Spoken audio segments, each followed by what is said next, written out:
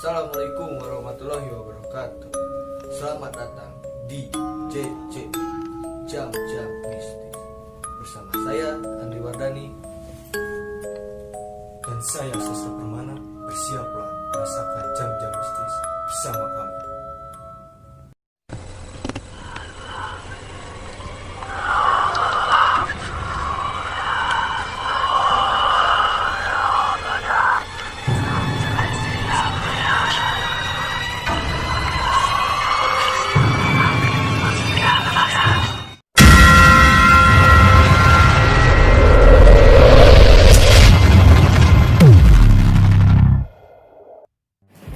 Halo teman-teman, balik lagi di konten JJM Jam-Jam Mistis.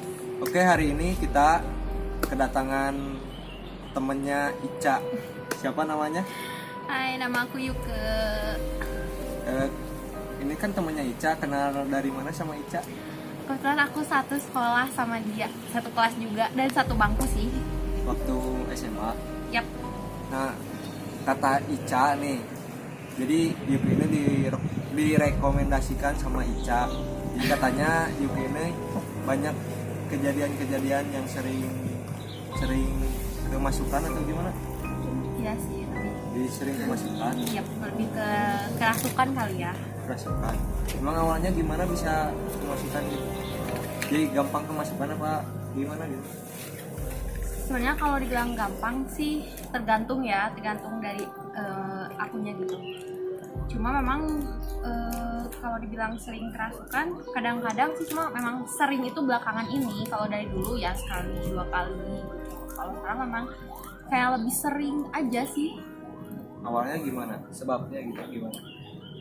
Pertama aku mulai kerasukan itu pertama lagi ya, maksudnya sebelumnya pernah, cuma setelah sekian lama terus aku kerasukan lagi itu pertama kejadiannya di Dago arah ke tebing keraton. Itu pertama, istilahnya permulaan lagi lah ya kerasukan tuh di situ. Dan kesininya jadi lebih gampang, jadi lebih sering kerasukan juga. Nah, itu yang di Dago itu cara main kan pasti ya, kalau ke Dago main. Sebenarnya lebih kayak ngejar begal sih. Ngapain enggak sih? ngejar begal? Motor temen aku tuh dibegal, terus kita ngejar sampai tebing keraton, dan di tebing keraton aku udah ada yang ngikutin ke semua kita. Cuma yang lebih parah itu kejadian waktu di Kopo Permai. Nah, itu gimana tuh kejadiannya? Jadi waktu di Kopo Permai itu aku pulang subuh karena nganterin dulu teman aku gitu. Aku nganterin teman aku ke daerah Kopo Permai. Deket daerah situ tuh kayak sebenarnya udah nggak kuat, terus udah di samping itu tuh kayak bau dupa atau menyan kali ya, sama bau melatinya itu nyengat banget gitu. Terus kita kan kesana nggak cuma berdua gitu, tapi ada sekitar 6 motor deh kalau nggak salah, 6 motor. Terus tiba-tiba temen aku kan nyusul tuh ke pinggir. Aku bilang lah sama dia, kenapa sih kayak bau melati sama bau dupanya tuh kok nyengat banget gitu. Padahal di situ memang ada pohon melati atau gimana? Justru itu di situ tuh nggak ada pohon melati. Tapi Adapun itu jauh banget dari tempat dimana pas baunya kecium gitu. Nah terus udah gitu, setelah ngomong itu sih aku nggak sadar ya, artinya kayak cuma ngerasa aku merem tapi nggak lama. Tapi begitu sadar udah jauh dari lokasi dan temen aku udah turun, udah pulang. Cuma abis itu ya udah oke, kita pulang. Begitu aku kumpul lagi, main lagi sama teman-teman yang waktu itu pergi sampai pulang subuh itu, baru mereka cerita. Karena mungkin mereka nggak cerita langsung karena nggak enak atau takut apa gitu. Ternyata mereka ceritalah satu persatu. Yang pertama ada yang cerita, katanya setelah aku ngomong kayak gitu, tangan aku, jari aku tuh kayak lentik banget gitu, kayak penari. Sedangkan aku tuh dari SD sampai aku terakhir lulus SMK tuh aku bener-bener nggak bisa nari. Bener-bener kayak ada tes ujian pun aku nggak pernah dapet nilai sempurna, karena istilahnya kalau kata orang Sunda jegrek gitu ya tangannya, jegrek gitu, jadi kaku gitu, nggak bisa. Dan teman-teman aku kaget aja kenapa tangan aku bisa selentik itu, bisa kayak penari kayak gitu. Terus habis itu, Tapi kan tadi itu kejadiannya di jalan. di jalan dan keadaan motornya itu bener-bener lagi maju, jadi nggak ada berhenti kita atau apa, enggak, itu tuh keadaan maju. Temen aku udah turun, udah pulang, sampai akhirnya balik lagi tuh aku sadar-sadar udah jauh, udah jaraknya udah lumayan jauh lah dari rumah temen aku. Serem. Nah terus tadi kan udah nari nih, pakai sebatas nari doang gitu. Di motor itu kan kemasukannya berarti di motor. Posisi lagi dibonceng kalian. Yap. Lagi dibonceng terus tiba-tiba nyium bau melati, terus tiba-tiba bisa nari gitu di motor. Terus habis itu apa teriak-teriak apa gimana gitu? Kata teman itu yang cerita. Kalau kata teman-teman aku sih teriak-teriak kayak gitu enggak ya. Cuma setelah pas yang aku bilang kan tadi, aku sadarnya udah agak jauh tuh dari rumah teman aku.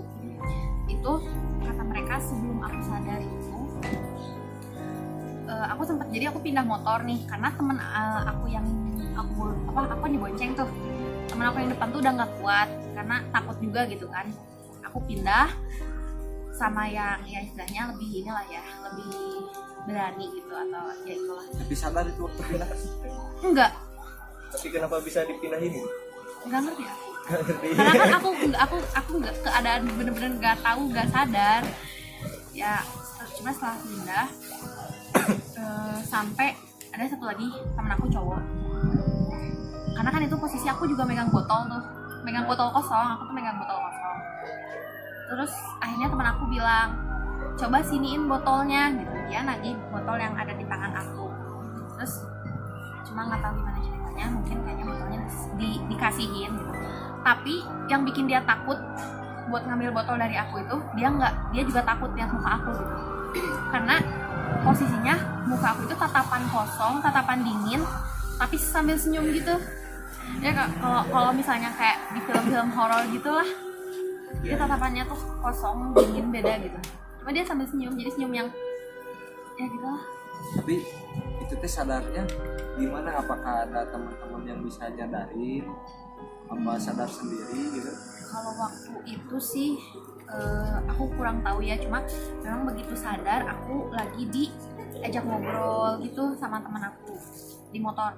Oh, berarti tiba-tiba udah sadar. Yap. Oke. Itu yang waktu ke Kopo. Ya, Ada lagi kayak gitu? ada sih, kalau bilang ada ya, banyak banget. Banyak. Di gua Belanda sama gua Jepang juga. Yang di Dago Pakar itu. Ya, di Dago Pakar. Itu kejadiannya gimana kira-kira? Sebenarnya waktu di Dago Pakar sih kita kan banyakan juga karena kebetulan aku lagi ada tugas kampus gitu. Terus kita cari tempat yang suasananya enak gitu kan, sejuk. Akhirnya setelah kita berunding sama teman-teman yang lain, oke, fix hasilnya yaudah kita ke Dago Pakar nih, kita ke gua Belanda sama ke gua Jepang.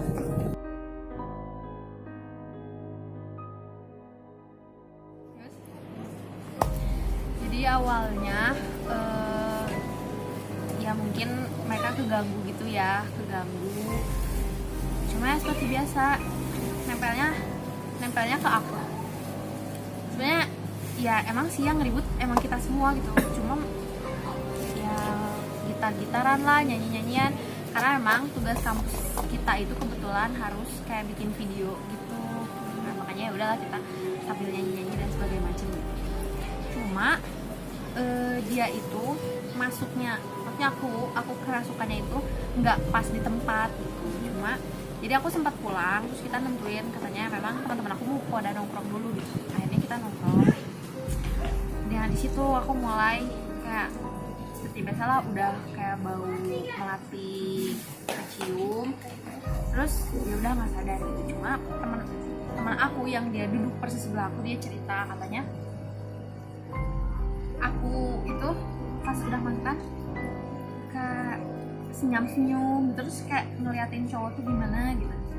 Terus aku tiba-tiba nunduk ke teman aku cowok 2 orang, sama-sama tinggi dan kalau di iniin kayak agak mirip lah ya mukanya. Terus aku kayak bilang aku suka sama mereka.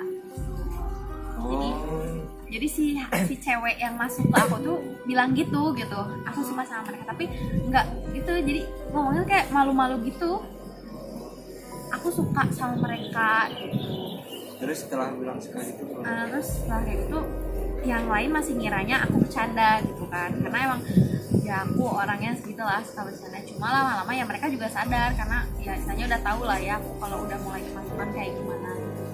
Akhirnya mereka tahu, sampai ada pokoknya sampai temen aku yang di sebelah aku persis itu meluk aku terus membaca dibisikin gitu kan, kayak bacaan-bacaan gitu. supaya sadar. Yang lain juga sama sih, cuma temen aku cerita lagi, jadi begitu dibisikin bacaan-bacaan itu tangan aku dingin banget. Gimana sih kayak Macan. ya enggak sih kalau pengen, cuma kayak kaku gitu loh, pengen apa namanya, Masih sudah nama peparakat. iya gitu, paparakat gitu, terus kayak mau nangis gitu, emang udah nangis sih sampai kayak gitu. Terus nggak lama ya udah biasa sadar, karena aku bukan tipikal orang yang kalau udah kemasukan bisa ngontrol buat keluarin sendiri, nggak bisa. Oke, mungkin ada lagi kalau udah Udah dulu Ndri. Itu tapi hari ini. belum nanti ada yang mau ditanyakan nih, faktor kan tadi teh penyebabnya dua nih, ada yang kesurupan teh karena bau melati. Nah, kenapa bisa jadi, apakah itu kebetulan atau emang karena itu penyebabnya gitu, jadi gimana gitu? Jadi gini, aku tuh dari kecil sampai umur 5 tahun lah ya, 5 tahun itu nggak kekontrol banget, jadi maksudnya mata batin gitu ya. Jadi sampai apapun yang kayak gini aku kadang oke lah, kalau lagi sepi kayak gini aku bisa tahu oh itu tuh dia bukan manusia gitu. Tapi kalau misalnya lagi di kerumunan yang benar-benar banyak banget, kerumunan kayak kalau misalnya di mall atau di mana, atau misalnya aku lagi ke pantai ini dalam keadaan orang-orang ramai, kadang aku nggak tahu loh itu beneran orang atau apa, karena dulu karena ya dulu itu kan karena aku bisa lihat gitu ya. Kalau misalnya yang berdarah-darah oke lah aku bisa ngebedain oh dia bukan manusia. Tapi kan kalau misalnya yang bentuknya dia masih wajar kayak gitu, untuk diri aku pribadi ya, perbandingannya adalah 1 berbanding berapa gitu dia dengan manusia yang benar-benar manusia. Tapi sekarang masih sadar. Kalau untuk sekarang enggak, karena semenjak umur aku 6 tahun udah selesai tutup semua. Karena Emang ditutup, ada orang yang nutup atau sendiri? ayah aku sendiri sih. Oh, yang nutup. Karena mama aku sendiri cerita dari aku bayi sampai umur aku tuh pakai popok sampai 2 apa 3 tahun kalau nggak salah. Itu tiap setelah mandi sore aku tuh nggak pernah mau buka mata pasti kayak gini. Soalnya lihat. Iya, karena kebetulan kan rumah aku itu begitu jendela kamar mama itu langsung ke garasi kayak halaman gitu. Itu di jendela rumah itu. Jadi kayak aku bener-bener lihat semuanya ada, makanya aku nggak pernah mau buka mata, nggak pernah apa gitu. Jadi awalnya memang dari kecil bisa lihat gitu ya. Ya, dan kan tadi nanya nih, kok setiap nyium bau melati atau bau menyan lupa gitu kan. Jadi yang pertama kan karena itu tuh faktor itu. Katanya sih, nggak tahu sih, aku pribadi antara percaya dan nggak percaya ya. Banyak yang bilang katanya kalau misalnya memang udah dari sejak kecil bisa ngeliat terus punya kelebihan kayak gitu, mereka yang makhluk halus gitu ya, punya ketertarikan sendiri gitu. Jadi kayak ngeliat yang bisa tuh kok dia menarik gitu. Terus dari beberapa orang yang ada, termasuk atasan aku sendiri, itu dia bukan nanem ya, cuman dia ngasih sesuatu yang bisa ngelindungin aku. Dan dia ngasih tahu ke aku tuh gitu, saat kamu ada yang mau masuk ke diri, misalnya ada yang mau masuk ke diri aku, atau misalnya ada hal negatif nih, pasti keluar bau melati. Kenapa? Jadi itu buat pertanda gitu. iya, jadi pertama buat pertanda kalau misalnya memang dianya udah nggak kuat, ini pasti masuk ke aku. Jadi kenapa pasti aku nyium setelah nyium itu, kalau misalnya memang akunya masih kuat, kayak masih terkontrol gitu, nggak akan masuk. Cuma nggak tahu sih belakangan ini kenapa ini aja lagi rumah. Mungkin kegiatannya terlalu banyak jadi capek. Ya. Oke, mungkin ceritanya sampai sini dulu. Nanti kalau mau tambahan lagi cerita dari Yuga bisa komen di kolom komentar ya. Nah, buat teman-teman yang mau cerita juga, jadi cerita di JJM itu bukan tentang mistis aja. di pendakian doang ya, di gunung-gunung itu ceritanya bisa di mana aja. Nah buat teman-teman yang punya pengalaman mistis di mana aja, ini mah nggak di gunung doang, bisa ikut cerita di konten JJM, tinggal DM ke IG kita kreatif.18_. Terus buat Yuke ada IG nggak? Aku ada IG-nya? Yuke Salsa, A-nya 3 ya, Yuke Ya, pokoknya Salsa nanti ditulis di bawah ya. Oh Jangan ya, lupa di follow.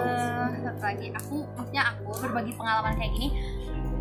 Biasanya kan ada pro kontra nih ya, terserah ya. Maksudnya aku pribadi nggak, yang pertama aku nggak mengada-gada, cuma aku menceritakan pengalaman aku seperti ini.